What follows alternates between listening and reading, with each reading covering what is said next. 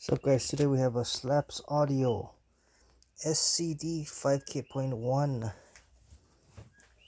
SCD5K.1 comes with a basic remote here, maximum, minimum. Doesn't have a clip indicator though. It's just a basic potentiometer. But yeah, power on. See how much power handling on this thing.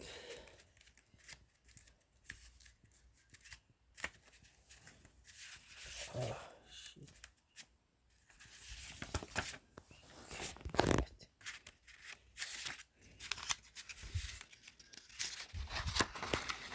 Okay, it puts out 4 ohms. It puts out 1800, 2 ohms 2800, and 1 ohm 5000 watts. So it's just 1 ohm stable. You can't go below 1 ohm or you'll burn it out. So 1 ohm stable minimum. But yeah, and the power and ground terminals here are 2 watt, not your standard 0 gauge. You need to use 2 watt power and ground wires. So I usually use welding cables, 2 watt welding cables from SCD wire supply. I use the Flexoprene welding cables, 2 watt. It's a USA made oxygen free copper. Yep.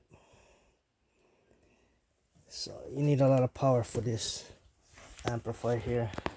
This is way bigger than the Shock 8K, way longer, way larger. It's full bridge. No, not full bridge. Sorry, half bridge.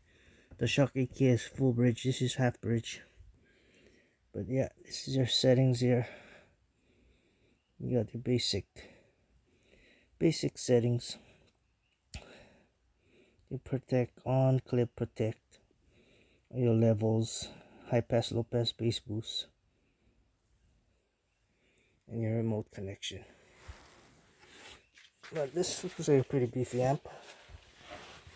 This is like, to me, it's like the size of the Crescendo BC3500 that I had. The BC3500 is a little bit longer than this though, but almost the size. But it's pretty beefy amp. Slapz audio. Yeah, I just wanted to show you guys that. And the sticker there. So brand new. I just took them out of the box just to unbox this, just to show you guys how it looks like.